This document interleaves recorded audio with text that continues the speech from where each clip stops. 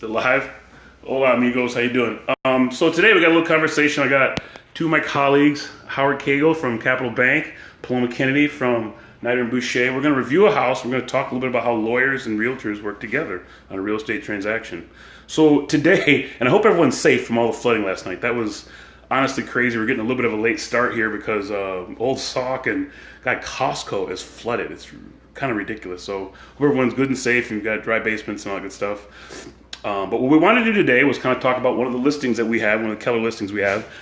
Beautiful 7020 Elmwood in Middleton. I was wondering if you guys wouldn't mind walking around. This is a complete gut. The owner purchased this house, gutted it from the ground up, and ended up with what you see here. There's a master suite in the back. Would love to get you guys' opinions on.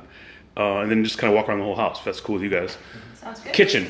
What do you think of the kitchen? I mean, it's well finished, quartz countertops, Cambria quartz countertops, subway tile backsplash, Maytag gold appliance series, soft close cabinets. What do you think? I think it's got everything that's popular right now, the gray cabinets with the white subway tile. Yep. Yeah. Paloma, from a female perspective, what do you think of the color? Hey now, men can cook too sometimes. Well, we're not going to pick a color. No way. No way in hell. I think the colors are great. I think they're earthy, and I really like the layout. It makes it really functional. I could see cutting next to the stovetop and being right across from the sink area for wash and clean. And so from that standpoint, I personally like galley-style kitchens. Do you? I think they're way easier to work in. I think the bigger the space for the kitchen, the more complicated it is getting from the stove to the sink and back and forth. That kind of makes up for your conversation upstairs, right? Yeah. So the galley-style kitchen is going to be the way this one is because the home was built in 1932. I don't know if you guys knew that or not, but back in 1932, that was a big kitchen. So the way they remodeled it, I kind of like the way it came out.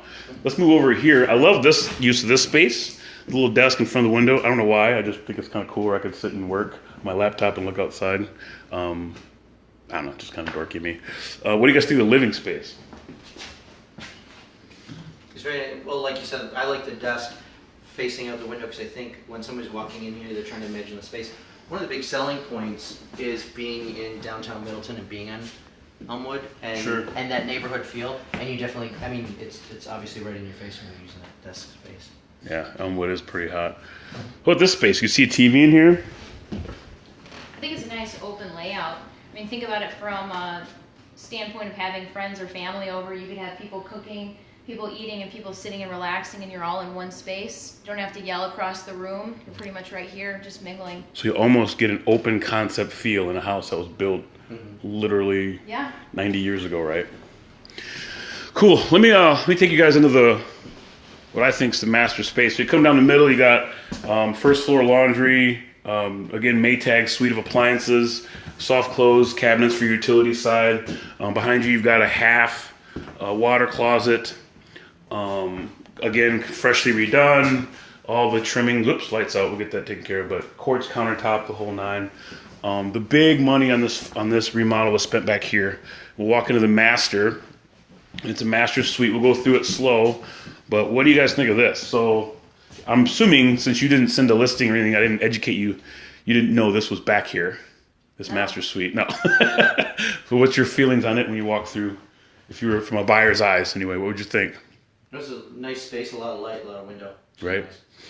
Love how yeah, you're right. These windows are pretty cool. I kind of get mesmerized. We'll check out the bathroom. So again, more windows, like Howard was saying. I think everyone's marriage needs one of these showers. Who doesn't love these? And you walk in, all quartz. Again, very trendy, very modern. And you got a walk-in closet area back here. So, any comments? How it was finished. Yeah, the shower's great, and that's what you're seeing with everybody now. Is multiple head showers, benches. Do you guys like the tile? All the bathrooms here are tiled pretty heavily. Yeah. I think the tile makes it way better, more modern. Sure. Open feeling. Sure.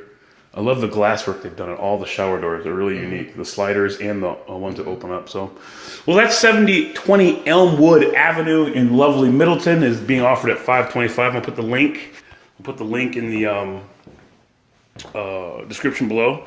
If you guys know anyone who wants to live in Middleton, please give me a shout. So to get into the meat and potatoes of our conversation, we're going to have a seat at the table.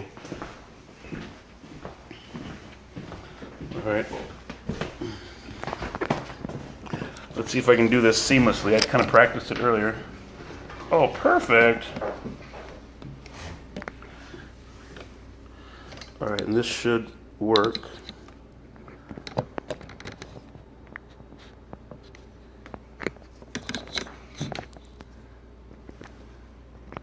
Technology, can't live with it, can't live without it. Come on.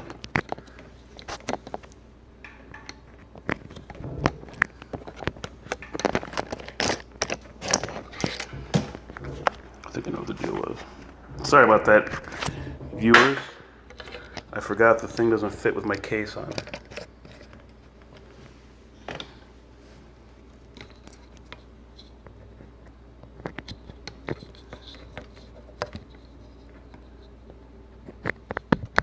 Boom, we should have some power. Yep.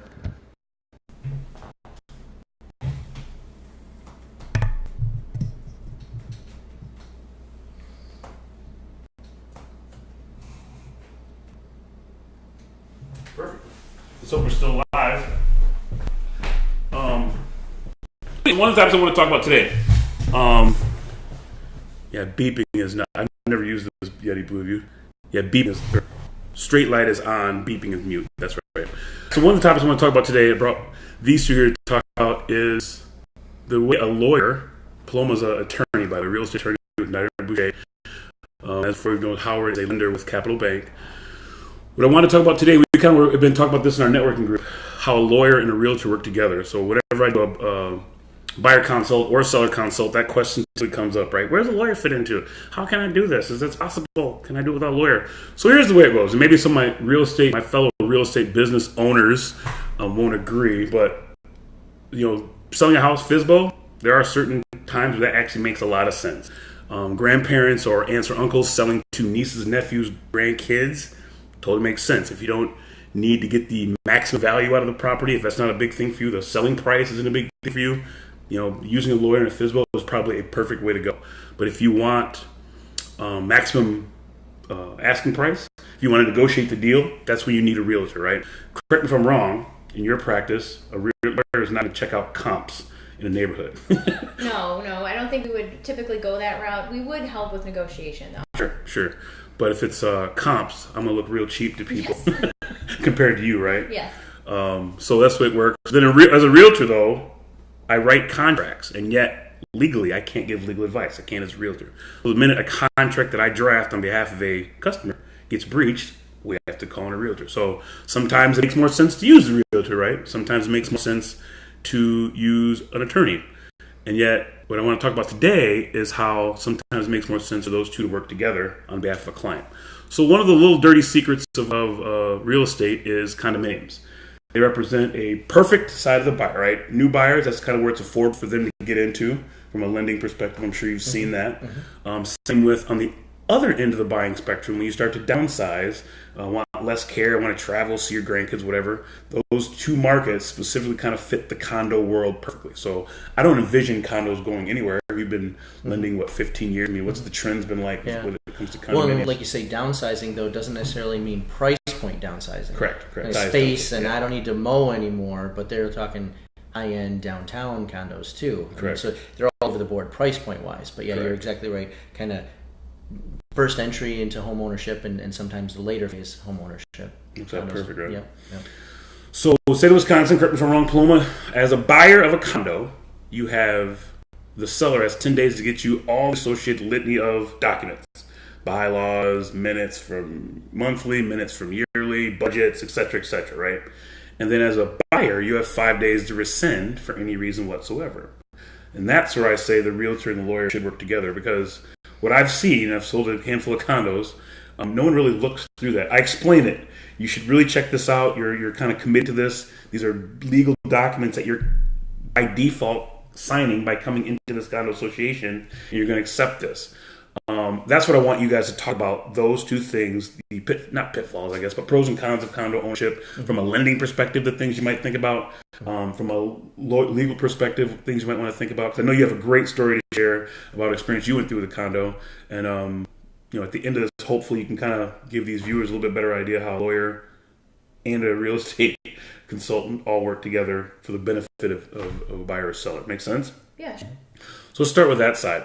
From the lending side, condo, domicile of space, from the interwalls in, as listed per the bylaws or whatever, typically we'll consider a storage space, 1, 2 parking spaces, garbage, blah, blah, blah. How's that work on the lending side? Yeah, and so, like you mentioned, the condo docs and things like that, it's interesting because you'll have a very strong borrower come in, good credit history, good income, those type of things, and the unit may be great, but we do have to look at that association and see how it's run, how that's being operated, and that can sometimes be the biggest concern. And you'll have the buyers themselves not really aware of the pitfalls and concerns of purchasing a condo, and they kind of take for granted that everything is above board. And sometimes it seems like, it comes across that the bank's being a nuisance, asking for copies of these things. Right. Can we get a copy of the budget? Can we get a copy of all the condo docs and the association's insurance and things like this? And these are things that, as a buyer, you should want to know. You should want to know, is there money in the operating budget? One of the great things about having a condo in our area is snow removal. Mm-hmm. Well, does the association have a budget that's going to actually take care of snow removal next year? And you hear all these horror stories of people moving in and the association has no budget, and they're asking owners to do landscaping and upkeep and things like this because the association didn't have a budget. So it's important to look at those things because it's not just the home, it's how well is the association run, and you get a lot of information from the budget reports, from the association meetings. The board of owners, how do they feel about things? What are their concerns? You're going to want to know that before you invest in this association. Yeah, especially if it's not a third party run. Yeah, correct. Association, if it's an individually run association. Yeah, that's a great question we always get too, right? What does a good budget look like? Yeah. I don't know. Yeah. Does everything got a line item? Every line item have a number, and compare it to the subsequent years. But so from that standpoint, if I wanted to ask, and that's one of that question we get all the time: what does a good budget look like? Typically, from a real estate standpoint, can you have dogs? Can you re-rent the units? Right? What's your how's the garbage taken out? Those are the simple things that we handle up front. Those are typically declared in the addendum to the RACR for condos, right? But when you get down to the nitty gritty, if I wanted to suggest that a client would talk to an attorney to review these, what were the first things you look for? So with condo documents, first and foremost, you're going to want to have a very good, solid review of those documents, because from moving in all the way until when you sell, not only is it important for snow removal and for landscaping and all that to be taken care of, but there are potentially all sorts of minutia rules, like you were saying, where perhaps they don't allow re-rentals. So if something changes, for example, if I'm a condo owner, if I decide that I'm going to buy a home and maybe keep the condo as a either second income, or maybe I don't want to let it go and I want to be able to keep it for when my parents come and visit, whatever that may be, that's not going to be all the time. So the question then comes down to, can I re-rent that? Can I do Airbnb? And a lot of condo associations don't allow Airbnb style rentals, whereas I think a lot of people, when they make any kind of condo arrangement where they think that they're going to have short-term rentals come in and they're going to just make bank on it, they're shocked to find out that the condo documents actually prevent them from having any sort of quick rentals, because they don't want to have interruptions with all the other members that live in that condo association. So, for example, my condo documents allow long-term rentals, but they don't allow short stints. I was in Arizona staying in a condo association, and the woman said, "Oh, you're my cousin." So you have to be careful, because the condo association. Oh, you Airbnb'd it? Yes, and she wasn't allowed through her condo association documents to be renting her condo out, and not on Airbnb. And so, how you use your condo is not like a home. It's not just up to you. Not that you can't have home associations in neighborhoods as well, but a lot of your control is taken away by the condo documents. And so, something that's important is to look for smoking rules. Is there smoking still permitted? Is it in the condos, or is it off premise? If you have a deck, is your deck part of your unit, or is it a common element? Are you in charge of upkeeping it? I look at my deck is a limited common element, which means that, I can refinish the wood outside, but it's not necessarily 100% my responsibility. So there's all sorts of these tiny little details that when you become a condo owner, you're now responsible to report back to the board and make sure that everything you do is in line with everything that's in those documents. Yeah, totally. We get that all the time too, right? Where does the wall stop? Where does my interest start and their interest stop? Right? Yeah. Another weird situation, doing a home inspection, right? I would never not tell someone to do a home inspection on a condo, but there's other ways to get the condo inspected and feel safe. One of them is just to check your furnace and air conditioning unit. Some of the condo units or air conditioning units are on the roof. How do you get to that, right? Right. And then just maintaining that. Like if I just sold one literally in July, 8 days after it closed, her air conditioner took a dump. This was after the inspection, and I said you might want to have from a different HVAC contractor coming and checking it. But that was one of the hiccups. We couldn't get access to where the air conditioning. It was hilarious. We could see them from her deck, but we couldn't get to them. Oh, that's and terrible. Sure enough, it took a dump 8 days later. So luckily, she had a home warranty. We took care of it. But there's all those weird things. You're right. Specifically about insurance. So especially like today, as we're coming here, lamenting about how the roads are just crazy. Costco's flooded. Cars sitting in the street. You see dirt everywhere. Sufficient insurance. How do we check that? That's one of those things I'm always curious about. It's not like you're just getting the homeowner's insurance. You purchase a house, you tell them to get the homeowner's insurance. It's very simple and easy. We've went through situations where some insurance companies wouldn't insure that condo for a client, and we had to find a different route. Typically, you can go to the whoever the insurer of the entire development is, and they will give a policy, very simple and easy. But there are insurers who won't do that. Like today, for instance, though, with flood. There's going to be underground parking structures with water in it, guaranteed. Hopefully nothing gets damaged because that's all concrete under. But storage units are around at that level typically. There could be stuff that's damaged in there. How do you check? Make sure the insurance coverage is sufficient. Well, that's like a responsibility when we're doing financing. We're requiring that there's sufficient insurance. And on a condo, typically there's going to be three main layers that you're looking at. One is the association should carry a master policy that covers the overall structure, from kind of a catastrophic loss, a fire, tornado, those type of things. Then you have what we call the HO6 insurance, which is the walls in. That's your own insurance. And people sometimes will say, well, the association has coverage. But under that example, let's say your unit flooded. Well, flooring, any damage that's walls in, that's your responsibility. And if you don't have the correct coverage, you're going to be out. So there's the HO6, there's a master policy, and then there's also liability, and a couple different layers on the liability. If there's something that goes wrong at the association, let's say somebody's injured, and the association doesn't have proper insurance, all of those owners, you're an owner of this, you could technically be responsible. So you want to make sure that the association has proper liability insurance. And then, like you mentioned before, some associations are run by the owners themselves, and some are farmed out to a management company. Yeah, but in either case, we look to make sure that they have officers' coverage. I don't know what happened there. Lovely Facebook Live. So I don't know if it blipped or not, but no, it totally makes sense. I appreciate that.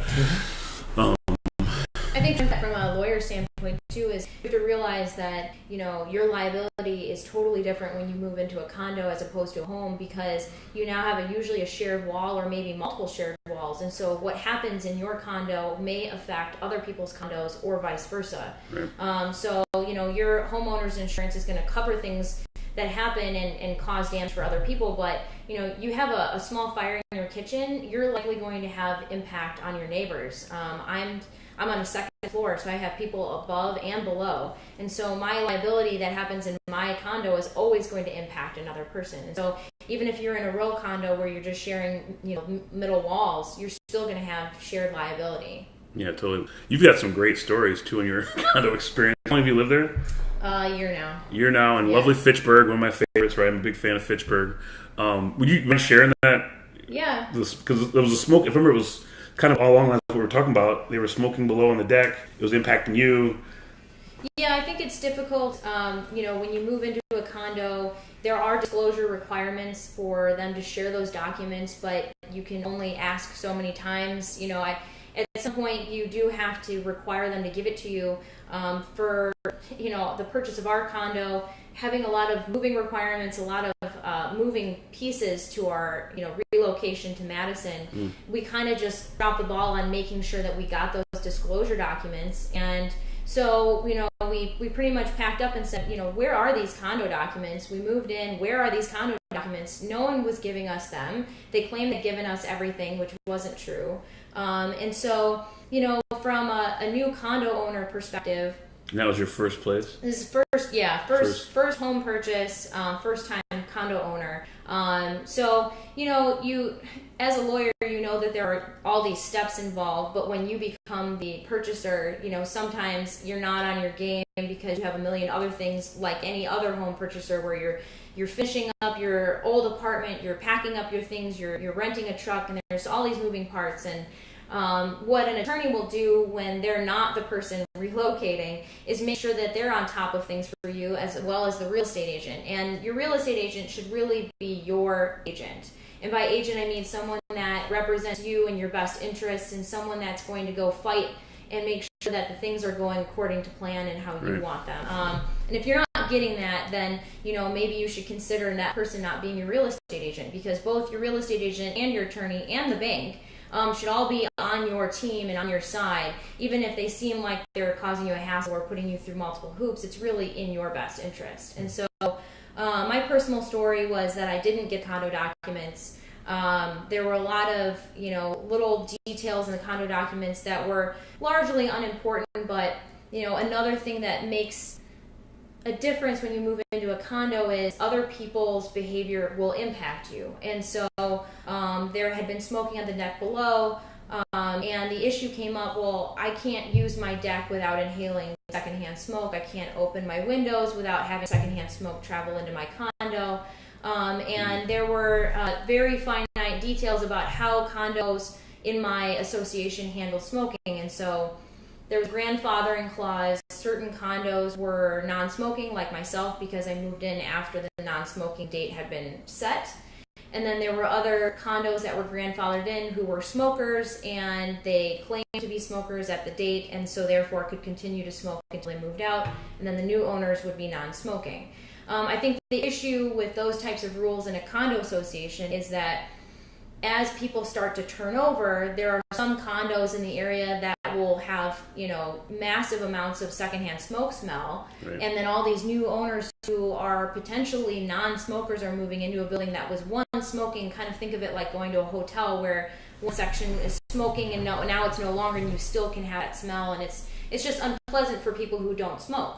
And vice versa, for people who care to smoke, it's an imposition because you're moving into a condo association that now no longer allows smoking, but certain people still do.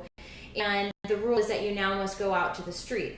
So, one of the issues is that when you are in a house or a condo, it doesn't matter, you might have a claim. I'm going to get legal here for a second, but, you might have a claim for someone disrupting your enjoyment of your property. And so a common example is you can have trespass of particles. That sounds really ridiculous, but smoking can trespass onto somebody's property, no different than having a bonfire all the time on a smoky day. If it's impacting your ability to use or enjoy your property, you could potentially bring this as a claim. Whether you decide to do that because going through a court or legal proceeding is always expensive is up to you, but it is always good leverage when you're trying to get change to happen, whether you're in a home or a condo, to bring up those sorts of claims because they're legitimate. And so my personal story was just that we tried to come to an agreement. I didn't have the condo documents prior, so of course I didn't know. So on that, did your agent not get you the documents prior, or she gave me certain documents, but the packet of rules was not in there. Okay. And so we had the plat, we had, the understanding of where everything was, parking structures, things like that. So we had most of the condo documents. We just didn't have the most important, which was the rules. Gotcha. And, I think what it came down to was, you have to, we ended up resolving the issue through the use of the rules and through meetings, but you have to realize that's another part of your process when you own a condo or you're in a home that has an association, is that everything that becomes a conflict now has to be run through this association, almost like mediation. And Right. so you can't just knock on your neighbor's door and say, hey, you're having a bonfire on a windy day, and my yard, I can't even sit in it, and it's 80 degrees out, and it's lovely out. Do you mind not having bonfires on windy days? Also, you could probably call the city and complain on them. And so the good part about living in a home or any kind of place where you don't have an association is that you can work it out on your own. And then the flip side is, what if they don't listen? There's no one to really complain to and make that change happen. Right. And so you either are going to be micromanaged by an association that will be helpful in helping you kind of mitigate this dispute, or they're a little over-involved, one or the other, or sometimes both. True. And it's good to have the third party make that call. That's what I find about the third party management companies. Is just, here's the rules. If you make me make a decision, it's gonna be worse for everyone, right? Yeah. You Well, just figure it a really yourself. good example of just the minutia of these rules, and I can tell you too, one, in my building, there's a specific type of color of the fixture of lighting out on porches. And I know a couple in Arizona that they moved into a really nice neighborhood, separate homes, they're not condos, and they had an association, and they had very specific rules on the color of flowers they could plant. They couldn't plant red flowers.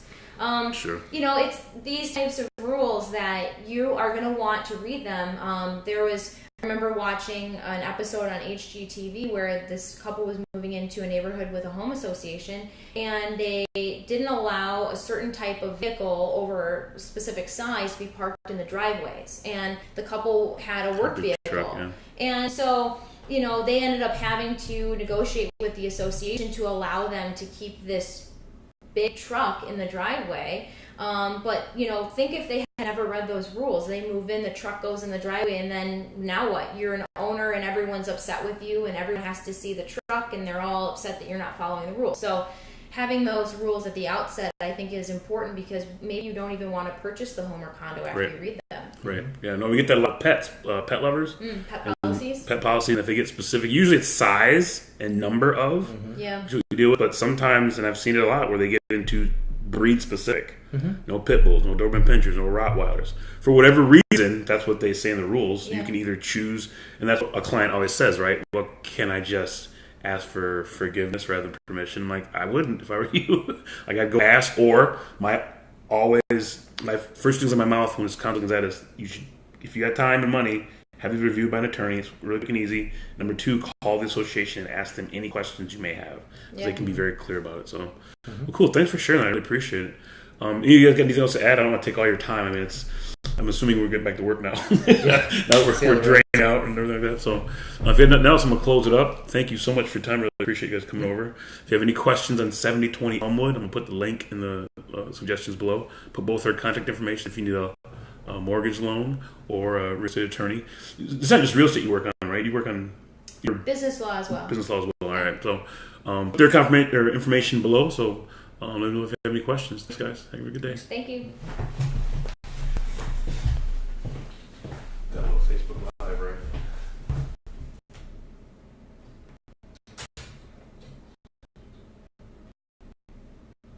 So bad 'cause